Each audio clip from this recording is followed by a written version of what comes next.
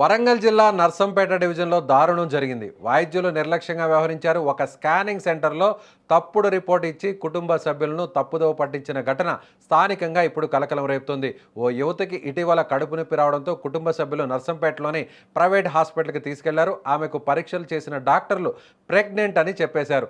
అంతేకాకుండా ప్రిస్క్రిప్షన్ చీటీపై general physician doctor, scanning centre రిపోర్ట్పై రేడియాలజిస్ట్ డాక్టర్ కూడా సంతకాలు చేయడంతో యువతి భయాందోళనకు గురైంది. అయితే కుటుంబ సభ్యులకు అనుమానం వచ్చి యువతిని వరంగల్లోని మరో ప్రైవేట్ హాస్పిటల్లో మళ్లీ టెస్టులు చేయించారు. అయితే అక్కడ యువతికి బ్యాడ్ టిష్యూ మాత్రమే ఉందని తేలింది. దీంతో ఆ యువతికి అక్కడే ఆపరేషన్ చేయించారు. ఆ తర్వాత ఇంటికి తీసుకెళ్లారు. బాధితులు నర్సంపేటకు వచ్చారు. తమ కుటుంబ సభ్యురాలికి ప్రెగ్నెంట్ అని రిపోర్ట్ ఎలా ఇచ్చారని ప్రైవేట్ స్కానింగ్ సెంటర్లోని రేడియాలజిస్ట్గా పనిచేస్తున్న డాక్టర్ను నిలదీశారు. ఈ క్రమంలో ఇరు వర్గాల మధ్య గొడవ జరిగింది.